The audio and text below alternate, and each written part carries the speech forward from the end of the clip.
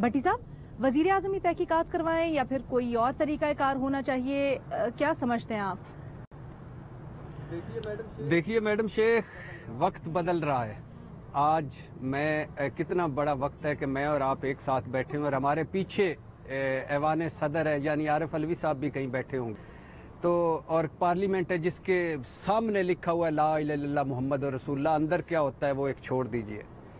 और कितना वक्त बदल रहा है कि शहबाज शरीफ साहब इल्ज़ाम लगा रहे हैं। शहबाज शरीफ साहब की लॉन्ड्री से वो धुल के बाहर आ गए। कोई बात ही नहीं करता कि वो 56 कंपनी स्कैंडल भी था, वो साफ पानी एक स्कैंडल भी था जिसमें उन्होंने कहा था कि 400 करोड़ लगा के, पंजाब के ब्यूरोक्रेट ने कहा था कि 400 करोड़ लगा कर भी हम एक साफ पानी की बूंद नहीं दे सके।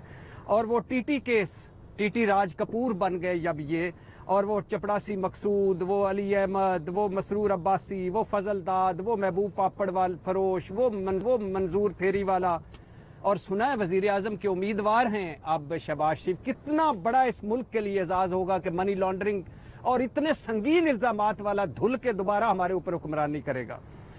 और मरियम नवाज साहबा, कतरी खात, जो जाली ट्रस्ट डीड, सुप्रीम कोर्ट में जालसाजी, मेरी कोई अंदरून मुल्क या बैरून मुल्क जायदाद नहीं, ये छोड़िए ये सारा। और दूसरी बात मैडम शेख, ये बड़ी ही बदकिस्मती की बात है कि मरियम नवाज साहबा भी खातून अव्वल पे हमला करती हैं, गो के दूसरी तरफ से भी होता है, लेकिन इनसे मैं तवक्को करता था कि ये नहीं करेंगे। बिलावल भुट्टो भी कहते हैं कि जादूगरनी और कोई पैसे दिए बगैर, खातून अव्वल को पैसे दिए बगैर काम नहीं होता। वजीर आज़म के वालिद को ले आना जो फौत हो गए हैं, जो अब उनको ले आना, उन पर झूठे इल्ज़ाम लगाना। तो बात यह है कि अब ये करना क्या चाहिए। लेकिन इस करने से पहले शहबाज शरीफ साहब से मैंने पूछना है कि जो मुर्गियां सप्लाई होती हैं, क्या आपसे क्योंकि आपका भी कारोबार किसी दौर में मुर्गी और अंडे और बच्चों का था, चूज़ों का था, तो क्या वहाँ से यानी आपकी फैमिली का, तो क्या वहाँ से लेके जाते हैं वज़ीर आज़म साहब, या किसी ट्रक ने, ड्राइवर ने बताया है कि जो आपको लेके जाता है? और इसका सियासत से ताल्लुक क्या है? क्या सरकारी खजाने से मुर्गियाँ जाती हैं?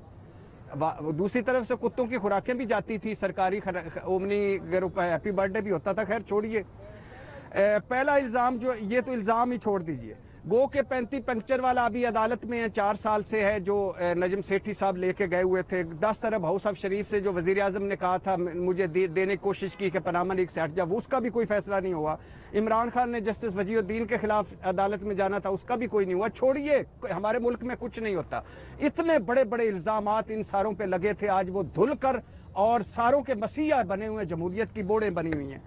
इसमें एक बात है जिसमें सोचना चाहिए, वो बात ये है कि ये जो मरियम नवाज साहबा ने कहा ना 6 अरब, वो सबूत होंगे तो खैर वो लाएंगी। कहानियां हमने भी बड़ी सुनी है कि बुज़दार साहब को लगाया किसने, बुज़दार साहब को क्यों लगाया गया, ऐन से उस्मान, ऐन से इमरान, या क्यों, कौन इन्हें चला रहा है?